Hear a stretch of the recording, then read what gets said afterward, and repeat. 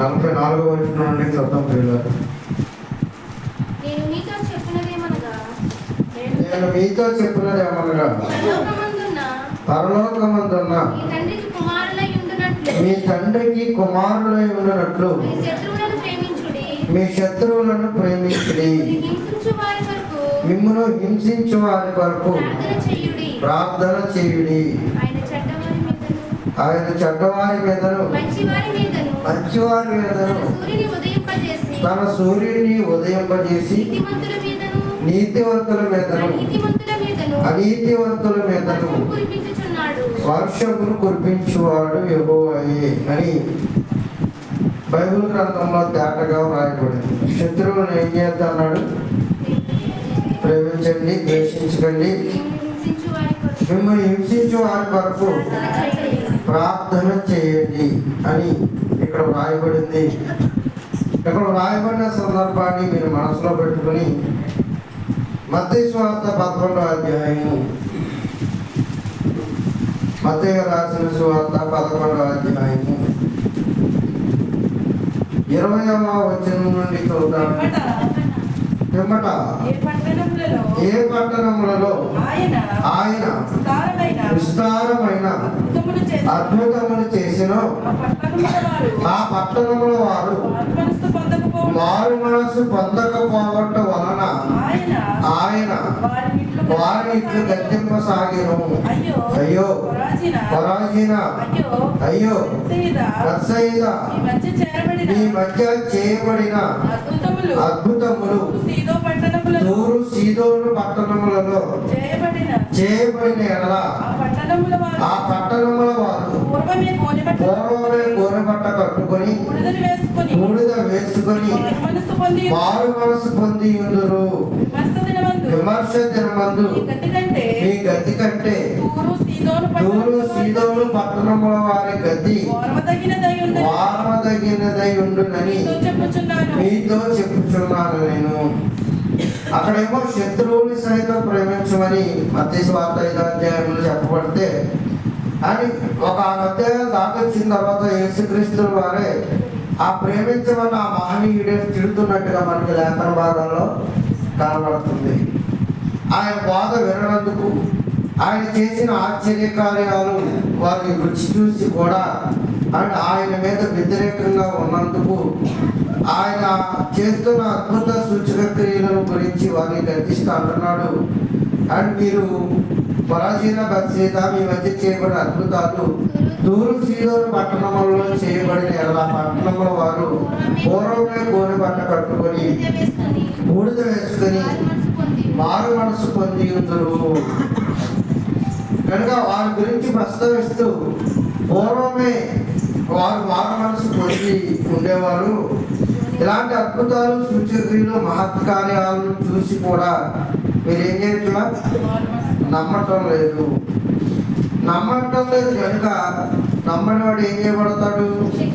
శిక్షింపబడతాడు.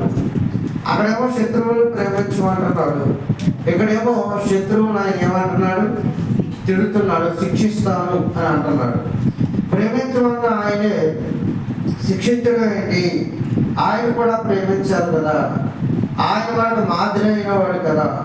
మాదిరి అయిన యేసుక్రీస్తు వారు ఆయన ప్రేమించడం మానేసి శిక్షిస్తాను అని ఎందుకు మాట్లాడుతున్నాడు అని మనం ఆలోచిస్తే, అంటే ఈరోజు యేసుక్రీస్తు మాట్లాడిన మాటలను ప్రార్థాలోచిస్తూ ఆయన ఏ సందర్భంలో శిక్షిస్తానన్నాడో దాన్ని విడిచిపెట్టి శిక్షిస్తానన్నాడు కనుక ఇదిగో ఆయన చెప్పిన ఆ ఆజ్ఞను ఆయనే మీరుతున్నాడు, ఆయన పెట్టిన ఆ మాదిరిని ఆయనే పాటించడం లేదు, ఆయన చెప్పిన మాటను ఆయనే పట్టించుకోకుండా ఉన్నాడు అన్నట్టుగా అక్కడేమో ప్రేమించమని చెప్పి ఇదిగో వచ్చేసరికి అక్కడ ఉన్న వాళ్ళందరూ ఆయన తిడుతున్నట్టుగా లేఖన భాగాల్లో మనం చూస్తున్నాం.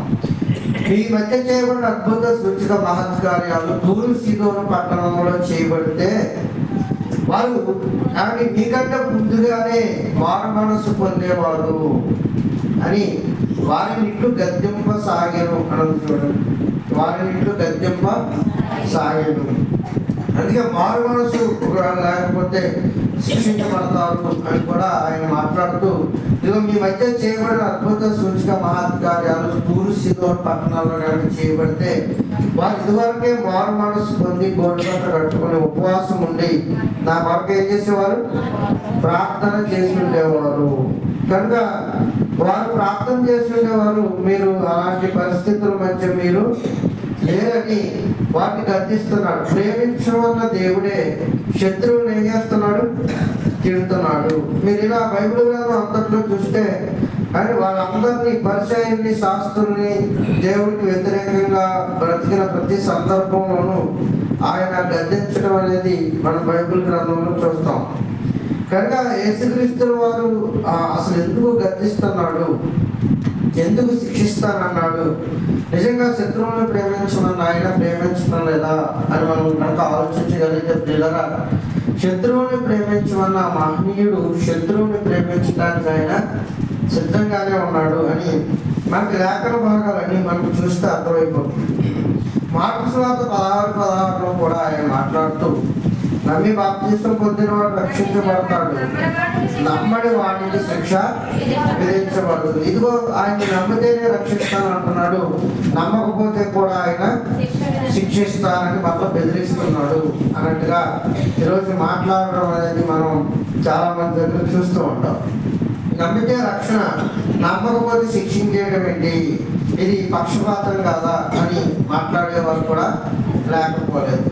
ఎందులో నమ్మాలి, ఎలా నమ్మకపోతే శిక్షిస్తారు అన్న విషయాలు పక్కన పెట్టి, శత్రువులు ఎప్పుడు ప్రేమించాలి, ఎప్పుడు ఆయన గద్దించాడు అన్న విషయాలు కూడా పక్కన పెట్టి, అండ్ వాళ్ళ అక్షరార్థ జ్ఞానాన్ని పట్టుకొని బైబిల్లో ఈరోజు దేవుడు మాట్లాడిన ప్రతి మాటకు పదార్థాన్ని తీయటం వెనుక అపవాది పుట్ట దారి ఉంది అన్నది మనకి ఈజీగా అర్థమైపోతుంది. కనుక నిజంగా ఆయన శిక్షించడానికి వచ్చాడా, రక్షించడానికి వచ్చాడా అని బైబిల్ గ్రంథంలో మనం పరిశీలిస్తే ప్రియులరా, మత్తయి గారు రాసిన సువార్త, లోకా సువార్త 5వ అధ్యాయం, లోకా సువార్త 5వ అధ్యాయం, లోకా సువార్త 5వ అధ్యాయము 31-32 వచనాలు చూద్దాం ప్రియులారా. 31-32 వచనాలు. అందుకు యేసు, రోగులకే గాని ఆరోగ్యము గలవాడికి వైద్యుడు అక్కరలేదు, మారు మనస్సు పొందుటకై నేను పాపులను పిలవచ్చి తిని గాని నీతివంతులను పిలవరాలేదని ఆయన వారితో చెప్పాడట. అని ఎందుకు వచ్చాడట మహనీయుడు? రోగులకే కానీ ఆరోగ్యము గలవానికి వైద్యుడు అక్కర్లేదు, మారు మనసు పొందుటకై నేను పాపులను పిలవచ్చి తిని కానీ నీతివంతులను పిలవరాలేదు, పాపులను పిలవచ్చి తిని కానీ నీతివంతులను నేను పిలవరాలేదని వారితో చెప్పాను. మనకి ఇక్కడ యేసుక్రీస్తు అసలు భూమి మీదకి ఎందుకు వచ్చాడని మనకు అర్థమైపోతుంది. పాపులను రక్షించడానికే ఆయన భూమి మీదకి వచ్చాడు అని లూకా సువార్తలో కూడా పాపులను రక్షించడానికి వచ్చాడు, నశించిన దాన్ని వెతికి రక్షించడానికి క్రీస్తు యేసు ఈ లోకంలోకి వచ్చాడని అపోస్తలుడైన పౌలు గారు మాట్లాడాడు. ఇలా పరిశుద్ధాత్మ ద్వారా రోగులకే కానీ ఆరోగ్యం గలవాడికి వైద్యుడి అక్కర్లేదు అని మాట్లాడుతూ ఆయన తన ఆ విషయాల గురించి ప్రస్తావిస్తూ 32లో మారు మనసు పొందుటకై, ఎందుకంటే పాపులను రక్షించడానికి వచ్చాడంటే వారు మారు మనసు పొందాలి అని వాళ్ళని రక్షించడానికి వచ్చాడట. ఎందుకు రోగులు స్వస్థపరచడానికి వచ్చాడంటే వారు ఆరోగ్యం గలవారు కావడానికి. ఎందుకు పాపులను రక్షించడానికి ఆయన భూమి మీదకి వచ్చాడు అన్నప్పుడు వారు మారు మనస్సు పొందాలి అన్న ఉద్దేశంతో. కనుక మారు మనస్సు పొందాలి అన్నప్పుడు ఆయన ఎప్పుడు మారు మనస్సు పొందుతారు అని మనం ఆలోచిస్తేప్పుడు ఇలా మారు మనస్సు అనేది వేరు, నమ్మకపోతే శిక్షించడం అనేది వేరు.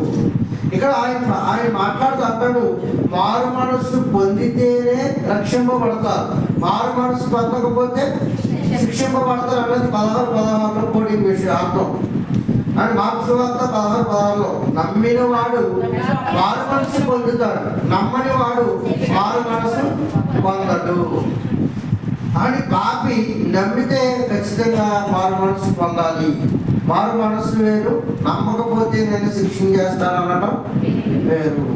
ఆయన ఆరోగ్యం గల వారికి వైద్యుడు కావాలి అని మాట్లాడుతూ అని అనారోగ్యం గల వాడికి వైద్యుడు అక్కర్లేదు. వాటి వైద్య స్థితి అందించాల్సిన అవసరం వాడికి లేదు కనుక పాపులకే నేను అవసరం అని అని ప్రవక్తల గ్రంథంలో రాయబడిన ప్రవచనాలను జ్ఞాపకం చేస్తున్నాడు. ఏమని? మారు మనసు పొందికి నేను పాపులనే పిలవలసింది కానీ నీతివంతులను నేను పిలువ రాలేదు. అంటే పాపికి ఏం అవసరమని ఆయన మాట్లాడుతున్నాడు అంటే మారు మనసు చాలా చాలా ప్రాముఖ్యమైంది. మారు మనసు ప్రాముఖ్యమైంది కనుక పాపుల గురించి మాట్లాడుతూ మీరు మారు మనసు పొందాలి. మారు మనసు పొందడం అంటే ఏంటి? మరలా ఇక ఆ పాపం జోలికి వెళ్ళాలన్న తీర్మానం చేసుకోవడం. ఇది మారు మనసు. నమ్మిన వాళ్ళందరూ మారు మనసు పొందినోడు అని అనుకోవడానికి అవకాశం లేదు. అందరూ నమ్ముతారు. నమ్మిన వాళ్ళందరూ మారు మనసు పొందారా అంటే చాలా మంది పొందరు. కానీ యేసు నమ్ముతామంటే నమ్ముతారు, తాగుడు మానరు. యేసు నమ్ముతామంటే నమ్ముతారు, సిగరెట్ కాల్చడం మానరు. యేసు నమ్ముతామంటే నమ్ముతారు అని వాళ్ళని చేసే ఏ అతిక్రమ క్రియలైనా వాళ్ళు విడిచిపెట్టరు. నమ్మటం కాదు ఇక్కడ ప్రాముఖ్యం. నమ్మి బాప్తిస్మం పొందిన వాడు ఏం చేయబడతాడు? రక్షింపబడతాడు. నమ్మి బాప్తిస్మం పొందుతున్నప్పుడు అక్కడ చేస్తున్న వాగ్దానం ఏంటి? అక్కడ చేస్తున్న వాగ్దానం ఏంటి? నీటిలో ఇదిగో నా పాపాలన్నీ ఇక్కడ ఒప్పుకొని నేను నా పాపాలన్నీ విడిచిపెడుతున్నాను, ఇక మీదట నేను పాపాలు చేయను. మారు మనసు విషయమైన బాప్తిస్మం, పాప క్షమాపణ నిమిత్తమైన బాప్తిస్మం. ఇది తీసుకుంటున్నప్పుడు మనము అది యాక్టివ్గా మళ్ళీ తీసుకున్న తర్వాత మన పరిస్థితులు ఏమీ మార్చుకోకుండా దేవాలయానికి వెళుతూ మన పరిమాణం సాగిస్తూ ఉన్నాము అనుకోండి, ఇది మారు మనసు చెందిన జీవితాలని అనిపించుకోవు. కనుక మారు మనసు తగిన ఫలాలను మనం ఏం చేయాలి? ఫలించాలి. అందుకే మారు మనసు పొందితేనే కానీ మీకు పాప క్షమాపణ రాదు. మారు మనసు పొందాలి, పాప క్షమాపణలోనికి వెళ్ళాలి. మారు మనసు పొందకోకుండా ఆయన నమ్ముతున్నారు వాళ్ళు ఉన్నారే, ఇలా నమ్మితే రక్షింపబడడు. నమ్మి మారు మనసు పొందిన వాడు మాత్రమే రక్షించబడతాడు. నమ్మి మారు మనసు పొందకోకుండా ఉన్నవాడు ఖచ్చితంగా ఏం చేయబడతాడు? శిక్షించబడతాడు. అందుకే నమ్మి మారు మనసు పొందండి. నమ్మి ఆయన విషయంలో రక్షణలోనికి రండి. నమ్మిన మీరు రక్షింపబడాలి అంటే మనసును మార్చుకుంటేనే కానీ మనం ఏం చేయబడం? రక్షింపబడము. మనసు మార్చుకోవాలి, పూర్వపు స్థితిని విడిచిపెట్టాలి. దాని పూర్వం ఉన్న ఆ భయంకరమైన ఆ కోపంలో నుండి బయటకు రావాలి. వచ్చిన మనం ఏం చేయాలి అంటే మారు మనసు తగిన ఫలాలను మనము ఫలించాలి. కనుక ఆయన మారు మనసు పొందడానికి నేను పిలిచాను. మీరు మారితే మీరు రక్షించబడతారు, మారకపోతే నేను ఖచ్చితంగా ఏం చేస్తాను? శిక్షిస్తాను అని ప్రార్థన చేసి చేసి చేసి చేసిన వాడికి మారు మనసు రాలేదనుకోండి, మారు మనసు రాకపోయేసరికి ఇంకా దేవుడు కూడా ఏం చేస్తాడు? మారు మనసు పొందకపోతే నీ ఆ హృదయ కాఠిన్యాన్ని బట్టి వాడి శిక్షకు వాడే పాత్రుడు అవుతాడు. అంతే నమ్మకపోతే కాదు, మారు మనసు తెచ్చుకోకపోతే శిక్షించబడతాడు. మారు మనసు మనలోనికి రాకపోతే శిక్షించబడతాం. ఇవే విషయాలు లేఖన భాగాల్లో అని మనం ఆలోచించగలిగితే ఇది లూకాసు వార్త 24వ అధ్యాయం, ఇదే లూకాసు వార్త 24వ అధ్యాయం 44వ వచనాన్ని కూడా చూద్దాం పిల్లలు. 44. అంతటా ఆయన మోషే ధర్మశాస్త్రములను ప్రవక్తల గ్రంథములలోను కీర్తనలలోను నన్ను గూర్చి వ్రాయబడినవన్నీ నెరవేరవలనని నేను మీ వద్ద ఉండినప్పుడు మీతో చెప్పిన మాటలు నెరవేరి ఉన్నవని వారితో చెప్పెను. అప్పుడు వారు లేఖనములు గ్రహించినట్లుగా ఆయన వారి మనస్సును తెరచి క్రీస్తు శ్రమపడి 3వ దినమున మృతులలో నుండి లేచిననియు యెరూషలేము మొదలుకొని సమస్త జనములలో ఆయన పేరట మారు మనస్సును పాప క్షమాపణయు ప్రకటింపబడిననియు వ్రాయబడి ఉన్నది. ముందుగా లేఖన భాగాలు ఏం రాశాడట? మోషే ధర్మశాస్త్రంలో, ప్రవక్తల గ్రంథాల్లో, కీర్తనలో ఆయన పేరట మారు మనస్సును పాపక్షమాపణయు ప్రకటించబడాలి అని వ్రాయబడిందట. మారు మనస్సును పాపక్షమాపణ, అప్పుడే మనం రక్షించబడతాం. మారు మనసు చెందకపోతే, మారు మనసుకు తగిన ఫలాలను మనం ఫలించకపోతే, గొడ్డలి చెట్టున వేరు పెట్టబడి ఉంది అంటే వేరున గొడ్డలి పెట్టబడి ఉంది, ఏం చేస్తారంట దాన్ని? ఉపయోగం లేకపోతే దాన్ని తీసివేస్తాడు అని చెప్పిన సందర్భమే తప్ప, ఆయన నమ్మకపోతే నేను మిమ్మల్ని శిక్షిస్తాను అని చెప్తున్న సందర్భం ఎప్పటికీ కాదు. అందుకే పెద్ద పెద్ద నేరాలు చేసిన నేరస్తులు చూడండి, అని ఆ ఆవేశంలో, క్షణికావేశంలో కొట్టడమో, తిట్టడమో, నాకడమో, చంపడమో జరిగిన తర్వాత వీళ్ళు జైలుకు వెళ్ళిపోయిన తర్వాత క్రమశిక్షణ బాగుందనుకోండి, అది వాళ్ళు సక్రమంగా ఉన్నారనుకోండి, ఆగస్టు 15 కొంతమందిని ఏం చేస్తారు? రిలీజ్ చేస్తారే. నేను బయటికి వెళ్ళిన తర్వాత మళ్ళీ ఎవరిని పడవను అని మళ్ళీ పొడుస్తారన్నాడు అనుకోండి, వదులుతారేంటి? మరొక 5 సంవత్సరాలు పొడిగిస్తారు. కనుక ఇక మారు మనసు వచ్చింది వీడికి అని వాళ్ళు అనుకున్న తర్వాత వాడిని బయటికి రిలీజ్ చేయించడం అనేది మనం చూస్తూ ఉన్నాం. అందుకే మారు మనసు కలిగితే ఏం చేస్తారు? బయట తిరగడానికి స్టార్ట్స్ ఉంటుంది. అని మనసు మారకపోతే బయటకు వెళ్ళిన మనం కూడా చేసేటప్పుడు అక్కడ ఉంచాలని మళ్ళీ తీసుకెళ్ళి లోపలే చేస్తారు. కనుక మారు మనసు పొందకపోతే మనం శిక్షించబడతాము అన్నది ఎంత వాస్తవమో మీకు అర్థం కావాలి. అని కనుక మనం కూడా మారు మనసు పొందలేదు అనుకోండి, పొందితే ఆయన రక్షిస్తాడు, పొందకపోతే ఈ లోక చట్టాలే ఏమండి మనల్ని శిక్షిస్తున్నప్పుడు ఆయన దేవుడు శిక్షించడంటారా? మీరు ఆలోచించండి. ఖచ్చితంగా ఆయన శిక్ష వేస్తాడు. కనుక మారు మనసు పొందండి, మారు మనసు తగిన ఫలాలను ఫలించండి ఆయన చెప్తున్న మాటే తప్ప శత్రువులను అక్కడ ప్రేమించి ఇక్కడ ఆయన ద్వేషిస్తున్నాడు అనడానికి ఎలాంటి ఆస్కారము లేదు. అక్కడ శత్రువులు ప్రేమించమని చెప్పిన ఆయనే, అండ్ ఆయన శత్రువులు ప్రేమించాడో లేదో ఆయన జీవితాలు మీరు తరచు చూస్తే మీకు ఈజీగా అర్థమైపోతుంది. ఆయన కొట్టిన వారికి ఆయన ఏమన్నాడు? కళ్ళ ముందు శిక్షిస్తున్న వారిని, తండ్రి మీరేమి చేయించున్నారో వీరికి తెలియదు కనుక వీటిని ఏం చేయి? శిక్షించు. ఎందుకన్నా ఎవడేం చేయగలడు? ప్రాణాలను సహితం తీసేసుకుంటుంటే అండ్ ఆయన క్షమాగుణాన్ని పెట్టి తండ్రి మీరేం చేయించున్నారో వీరికి తెలియదు అన్నాడు. మనం ఎవరైనా చిన్న మాట్లాడితేనే సహించలేము, క్షమించలేము. ఎవరైనా కొలతకు వస్తేనే సహించలేము, క్షమించలేము. అలాంటిది ఆయన ప్రాణాలనే తీసేసుకుంటున్నా ఆయన అన్నమాట, తండ్రి మీరేమి చేయిస్తున్నారో వీరికి తెలియదు అని. శత్రువులు ప్రేమించినట్ట, హింసించినట్ట. మలుపు అనేవాడు శత్రువు తగినట్టు చేస్తే అరెస్ట్ చేయడానికి వచ్చినవాడు శత్రువే కదా మరి. అయినా వాడిని ప్రేమించి చెవినెత్తాడు. ఈ శత్రువుని ప్రేమించడం వద్ద తప్ప అని ఇది ద్వేషించడం కానే కాదు. మరి ఎందుకు అక్కడ వారు అలా గద్దించారంటే, మీరు ఇంకా మారలేదు, మారు మనసు పొందండి, ఇప్పుడైనా మారతారేమని ప్రేమతో చెప్తున్న మాటే తప్ప ఆయన పగతో చెప్తున్న మాట ఎంత మాత్రము కాదు. మారితే బ్రతుకుతారన్నది ఖచ్చితంగా ప్రేమతో చెప్తున్న మాటే. నిజంగా పగ పెట్టుకున్నవాడు అనుకోండి, మీరు మారవని ఎప్పుడైనా మీరు అలా వెళ్తే యాక్సిడెంట్ అవుతుందిరా అని పగలో చెప్తాడు మనకి చెప్పడు. మనం ప్రేమించేవాడు, మనం మంచి కోరేవాడు, మనం మేలు కోరేవాడు అయితే చెప్తాడు తప్ప మగవాడు ఎక్కువ ముద్దులు పెడతాడంటే అలాగే వెళ్ళడం బాగుంటుంది.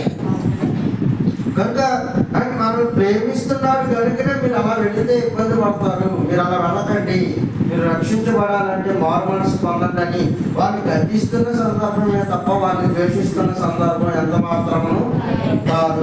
మరొక సందర్భాన్ని మీకు చూడగలిగితే ప్రియులారా, మత్తయి సువార్త 26వ అధ్యాయము 28వ వచనం.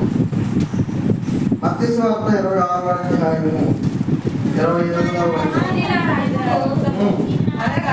ఇది నా రక్తము అనగా పాప క్షమాపణ నిమిత్తము అనేకుల కొరకు,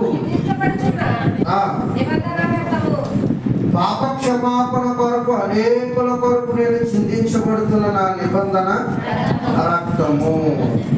అందరినీ ప్రేమించాడు కనుక అందరి కొరకు ఆయన ఏం చేస్తున్నాడు?